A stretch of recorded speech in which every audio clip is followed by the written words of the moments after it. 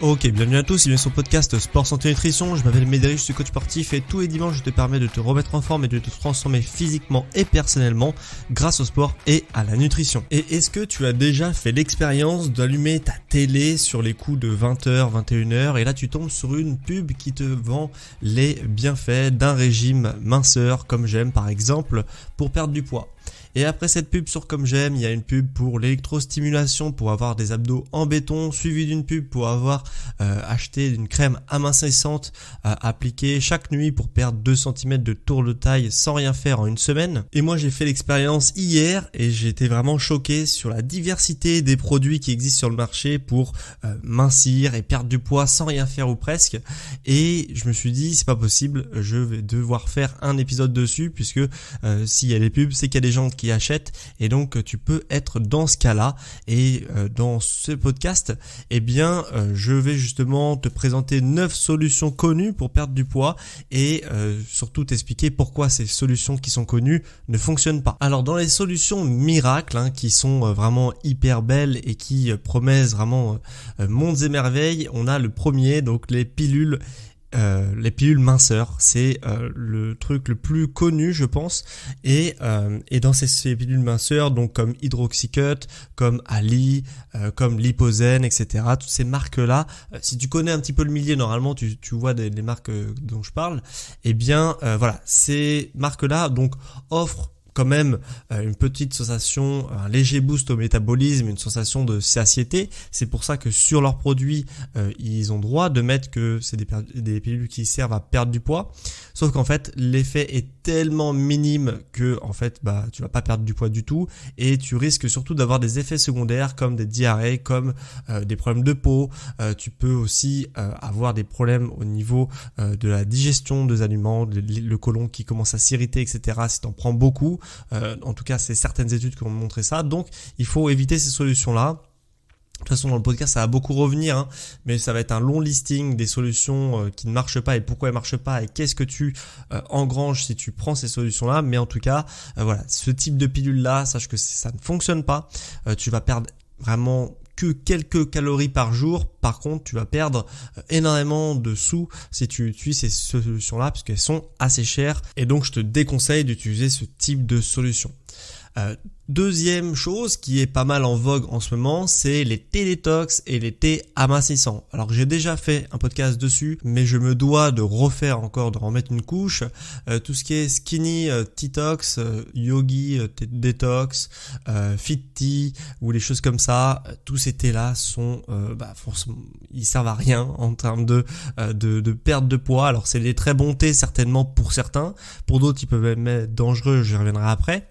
Mais en tout cas voilà, c'est des thés, ça se base en fait sur le fait que effectivement le thé vert, donc n'importe quel thé, si tu veux, t'as pas forcément besoin de prendre un thé détox pour perdre du poids avec du thé. Si tu veux, le thé vert a une petite action perte de poids, tout comme la caféine, tout comme le café si tu veux. Donc effectivement, tu auras un tout petit peu de calories qui vont être brûlées supplémentaires quand tu prends du thé vert. Donc là, ça t'emballe sur un packaging, etc. Ça me dérange pas forcément, même s'ils vendent un petit peu du vent aux gens.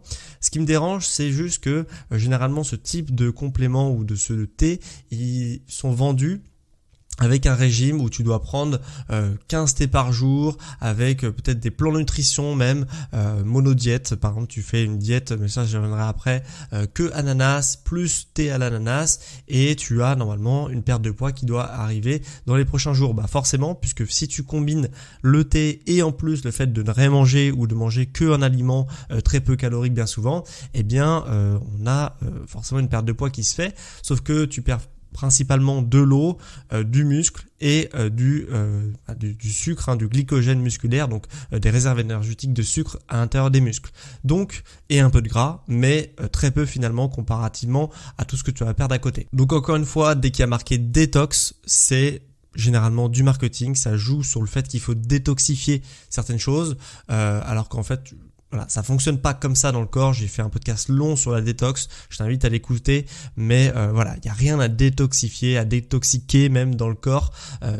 le foie c'est très bien géré tout ce qui est toxine et on n'a pas besoin de quelque chose pour détoxifier tout ça. Autre croyance populaire et qui fonctionne très bien en marketing, c'est le fait que si tu prends des vêtements de sudation ou des ceintures de sudation, eh bien tu vas perdre du poids de manière localisée ou perdre du poids d'une manière même globale, hein, si tu as vraiment un kawaii de sudation ou des choses comme ça. Tout ce qui est néoprène sauna, etc. Toutes ces solutions-là ne fonctionnent pas, ça fait croire aux gens qu'ils vont perdre du poids. Alors effectivement, ils vont perdre du poids puisqu'ils vont perdre de l'eau, donc sur la balance, ils vont perdre du poids, mais par contre, ils vont perdre surtout de l'eau et pas du gras. Or, les personnes qui utilisent ça pour perdre du gras.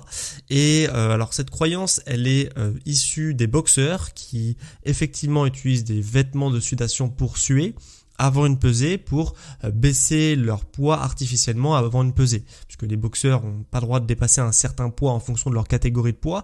Donc en fait, juste avant un combat, avant une pesée plutôt, eh bien, ils baissent artificiellement leur poids pour pouvoir boxer dans une catégorie qui de base n'est pas leur catégorie et leur donner un avantage certain sur les autres sportifs. Sauf que ça fonctionne, hein, ça veut dire que tu vas perdre du poids de manière vraiment drastique pendant un long moment, surtout si ton kawaii de sudation tu le portes pendant des jours et des jours, en tout cas tous les jours tu le portes un petit peu, eh bien voilà, tu vas perdre à chaque fois un peu de poids sur la balance, mais tu vas perdre de l'eau principalement et ça va avoir le désavantage que l'eau on en a quand même besoin.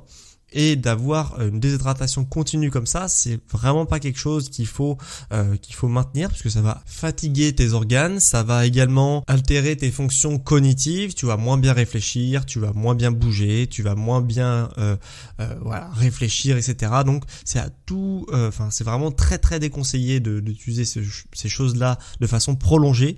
Donc et en plus de ça, ça ne va absolument pas te permettre de perdre de la graisse, donc évite à tout prix ce type de solution. Autre solution, c'est les patchs amincissants. Alors il en existe plein de marques, là il y a Slim Diet Patch je crois, il y en a plein d'autres, j'ai regardé un petit peu mais il y en avait tellement que j'ai pas pu tous les lister. Les patchs amincissants, encore une fois, c'est super facile à utiliser, c'est discret, ça a l'air trop bien, mais en vrai de vrai, ça ne sert absolument à rien. Il y a toujours la même promesse dedans, c'est de perdre du poids et de la graisse de manière localisée. Et en fait, il y a souvent soit du guarana, soit de la caféine dans ce type de choses-là. Et voilà, ils te vendent ça comme justement une solution de perte de graisse. Forcément, ça ne marche pas. Et en plus de ça, ça peut être dangereux, notamment pour ceux qui ont des problèmes de peau. Eh bien, ça peut aggraver certains problèmes de peau pour ceux qui ont des peaux sensibles. Donc, je te déconseille puisque ça peut vraiment te créer des démangeaisons qui peuvent rester après par la suite. Donc, autant pas les utiliser puisque ça ne sert strictement à rien. Dans le même genre, on a aussi les crèmes et lotions amincissantes, les tonic gel, etc. Toutes ces crèmes qui sont à appliquer sur la peau pour perdre du gras de manière localisée ne fonctionnent pas. Je sais, comme je te l'ai dit en amont, en intro de cet épisode, les pubs à la télé, il y en a beaucoup qui nous vendent ça, mais ça ne fonctionne pas, ou du moins ça fonctionne très très peu. En fait, encore une fois, il y a du guarana, il y a de la caféine, parce que effectivement, le guarana et la caféine sont des choses qui brûlent la graisse, entre guillemets, je mets ça entre guillemets, mais le truc c'est que les crèmes et lotions amincissantes, en fait, il y a tellement, la graisse n'est pas juste en dessous de ta peau, en fait, si tu veux, la graisse est vraiment bien en dessous, il y a plein de couches avant d'avoir les cellules graisseuses en dessous de ta peau, ce qui fait que la caféine contenue dans la crème ne pénètre pas toutes les couches de ta peau pour arriver jusqu'à la graisse qui est censée être dégradée par la caféine, par la lotion que tu utilises. Donc il faut surtout pas utiliser ce type de choses là, puisque encore une fois ça peut t'octroyer des irritations ou des problèmes cutanés, donc c'est quand même assez ennuyeux. Encore une fois, toutes les solutions perte de poids et perte de graisse sont hyper coûteuses. Donc encore une fois, c'est un manque au niveau de ton budget. Et de manière générale, il n'y a aucun avantage à utiliser ce type de produit face à un placebo. Effectivement, dans les tests cliniques qui peuvent être réalisés, ces solutions-là fonctionnent. Mais autant que le placebo, donc autant utiliser un placebo, autant prendre une crème hydratante et t'hydrater avec, puisque ça va avoir une toute petite action perte de poids, autant que la lotion amincissante que tu achètes très cher dans le commerce. Donc effectivement le placebo fonctionne dans la majorité des cas, donc on peut pas dire que ça ne fonctionne pas, c'est comme ça que que c'est légalement autorisable de le vendre par exemple en France, ce type de solution, mais ça ne fonctionne pas mieux qu'un placebo, donc autant prendre un placebo. Autre fausse bonne solution, c'est les régimes monodiètes, j'en ai un petit peu parlé juste avant et de manière générale dans le podcast j'en ai parlé pas mal. Tout ce qui est régime monodiète, ça ne fonctionne pas non plus. Tout ce qui est régime Dukan, le régime des œufs, comme celui du fameux Jean-Michel Cohen, tous ces régimes monodiètes où tu as un aliment, où tu dois manger que cet aliment-là pendant X temps, ça ne fonctionne pas. Ça va fonctionner sur du court terme, encore une fois, tu vas perdre de l'eau, tu vas perdre du muscle, tu vas perdre un petit peu de gras, tu vas perdre beaucoup de glycogène, donc des réserves de sucre à l'intérieur de tes muscles. Mais quand tu vas remanger normalement, puisque comme c'est des régimes monodiètes, tu vas pas pouvoir manger que de l'ananas ou que des œufs pendant toute ta vie, au bout d'un moment tu vas devoir réintégrer des aliments, et à ce moment-là tu vas récupérer tout le gras, l'eau et tout le reste que tu as perdu. Et en plus de ça, comme tu as été frustré pendant une certaine période, tu vas reprendre un peu plus de gras en plus, puisque tu vas prendre des mauvaises habitudes pour compenser ta frustration. C'est le fameux effet yo-yo, donc forcément, il ne faut surtout pas faire ce type de régime-là. Je sais que pourtant tout le monde semble au courant qu'il ne faut pas faire ça, mais tout le monde se fait avoir par les promesses et certaines personnes passent vraiment toute leur vie à essayer des nouveaux régimes monodiètes. On ne le dira jamais assez, mais ça ne fonctionne pas, ça ne fonctionne jamais. Autre solution qui ne fonctionne pas, c'est les appareils d'exercice miracle. Il y a les Shake Weight, il y a les Tight Master, il y a les Flex Belt, il y en a plein. C'est généralement des exercices un peu bizarres, avec des appareils un peu bizarres, pour soi-disant tonifier certaines zones de ton corps. Je te le dis tout de suite, c'est au maximum très peu efficace. Ça sera jamais aussi efficace que faire un réel exercice de sport, sauf que les gens qui généralement achètent ce type de choses-là, peut-être toi, le sport c'est compliqué quand on n'en a jamais fait, de se mettre au sport et d'être sûr de faire les bonnes positions et vraiment faut aussi donner un peu de sa personne, donc ça peut être aussi compliqué quand on n'a jamais le réflexe de se dépasser, etc. Donc ces solutions-là généralement te fournissent des solutions où tu peux tonifier certaines zones en faisant très peu de sport, mais en fait tu vas très peu tonifier certaines zones, donc tu vas avoir très peu de résultats derrière. Généralement ça fonctionne comme ça. Quand tu as peu d'investissement de ta part, tu peux récolter que très peu de gains de justement ton investissement. Ça fonctionne comme ça un peu partout dans ta vie si tu réfléchis, et ces solutions-là sont le parfait exemple, c'est-à-dire que tu as peu d'investissement de ton corps, donc tu as forcément peu de résultats par ces investissements. Autre fausse bonne solution, c'est les compléments alimentaires brûle-graisse. Encore une fois, tout ce qui est thé vert, tout ce qui est raspberry ketone, tout ce qui est CLA, donc les compléments à base d'acide linoléique, toutes ces solutions-là ne fonctionnent pas. Encore une fois, il y a des petites actions brûle-graisse qui permettent encore une fois sur le packaging de dire que ça permet de perdre de la graisse, sauf que c'est beaucoup d'argent investi pour quelques calories brûlées par jour, et de manière générale, il n'y a personne qui va avoir une transformation physique avec ce type de complément. Donc autant faire sur des choses où on est sûr que ça donne des résultats, qui est de l'investissement personnel que tu peux donner dans ta diète et dans ton sport. Donc voilà pour le listing un petit peu de toutes les solutions que j'ai pu trouver qui, encore une fois, ne fonctionnent pas. Toutes ces solutions-là ne fonctionnent pas, et la seule solution qui fonctionne pour perdre de la graisse, c'est bouger plus. Si ça ne suffit pas de bouger plus, il faut que tu mettes encore plus d'intensité avec des vraies séances de sport adaptées à ton niveau, comme je peux proposer d'ailleurs dans mes programmes personnalisés à distance.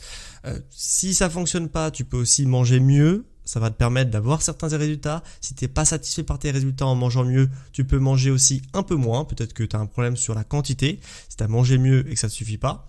Et encore une fois, faire des rééquilibrages alimentaires comme ce que je peux proposer dans mes accompagnements à distance. Tous mes tarifs et mes offres sont disponibles en description.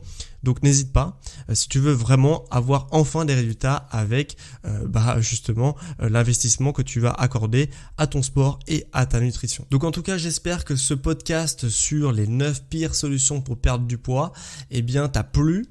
J'espère que ça t'aura peut-être ouvert les yeux, même si ça a ouvert les yeux à 1 ou 10 personnes qui écoutent ce podcast et qui pensaient que les crèmes amincissantes ou les TEDx Talks ça fonctionnait. Maintenant tu sais que non, ça fonctionne pas. Encore une fois, ça fonctionne sur le même principe que toutes les autres solutions, c'est-à-dire qu'on te vend un truc qui a fonctionné un tout petit peu de manière clinique, donc c'est même pas scientifique, les résultats cliniques ne sont pas des résultats scientifiques, c'est sur une petite échelle et c'est sur un encadrement qui est bien moindre que sur une étude scientifique. Donc ça fonctionne à chaque fois sur des résultats cliniques, ça permet de dire aux gens que ça fonctionne, mais en réalité ça fonctionne que très peu et ça coûte extrêmement cher. Donc ne dépense pas ton argent dans ces fausses bonnes solutions, il n'y a que faire du sport et faire attention à ta nutrition qui fonctionne. Donc si ça t'a plu, n'hésite pas à me le faire savoir en mettant une évaluation 5 étoiles sur la plateforme Apple Podcast ou Spotify. Si tu m'écoutes depuis Spotify, tu peux aussi répondre à la question de la semaine, c'est est-ce que tu as déjà utilisé ce type de solution à un moment de ta vie pour perdre du poids? Ça m'intéresse réellement de savoir s'il y a des personnes qui m'écoutent qui ont déjà utilisé les 9 solutions ou d'autres que peut exister pour perdre du poids. Donc écris-moi dans l'onglet adéquat chez Spotify. En tous les cas, c'était vraiment un plaisir pour moi de te faire ce podcast sur la perte de poids, les 9 pires solutions pour perdre du poids. Et on se retrouve quant à moi en année 2024 puisque c'était le dernier épisode de l'année 2023 puisque la semaine prochaine c'est Noël, donc il n'y aura pas de podcast pour Noël, il n'y aura pas non plus de podcast pour le 31. Je pense que vous avez tous autre chose à faire que d'écouter des podcasts sur cette période-là parce qu'on est tous un petit peu pris par la famille, par les amis, etc. Donc on se retrouvera pour le dimanche 7 janvier pour un nouveau podcast sur le sport, la santé et la nutrition.